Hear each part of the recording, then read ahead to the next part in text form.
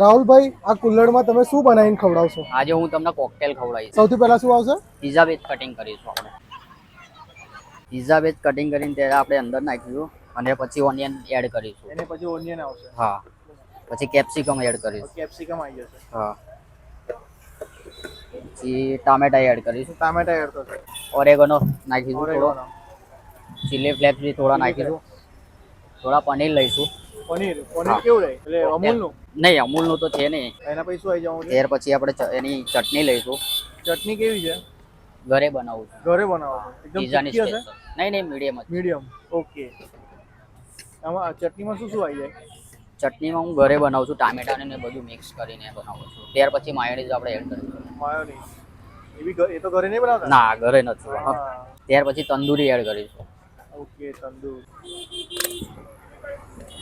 એના પછી શું આવી જશે? ચાટ મસાલો એડ. ચાટ મસાલો. એ આપણે મિક્સ કરી લઈશું. મિક્સ કરી લીધું આપણે. ઓકે. હવે આપણે બાઉલ લઈશું. બાઉલની અંદર આપણે બટર લગાવીશું. કુલરમાં શું લગાવો છો? બટર. હવે આપણે અંદર ભરીશું. થોડો આપણે દબાવી લઈશું. સ્ટફિંગ તમે અંદર ભરો છો એવું? હા, સ્ટફિંગ ભરીને પછી થોડું દબાવીશું. હવે ચીઝ એડ કરીશું અંદર. આ શું આવશે? ચીઝ. ચીઝ અમૂલનું રહેશે આપણે? ના, અમૂલનો નથી, વિમલનું જ છે આપણે. ત્યાર પછી એડ કરી દઈશું. એની પર પાછી સ્ટફિંગ આવી જશે? હા, સ્ટફિંગ.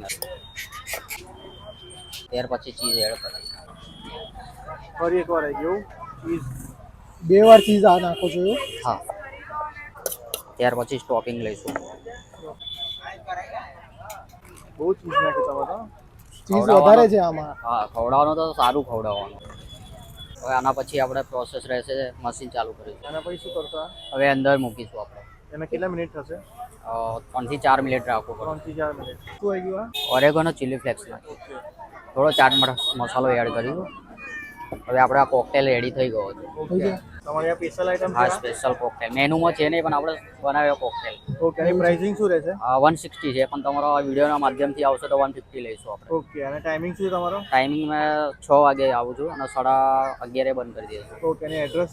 એડ્રેસ અહીંયા સુસાગર વિઝુ કોલેજ પાસે, ગેટ નંબર 3 ની સામે.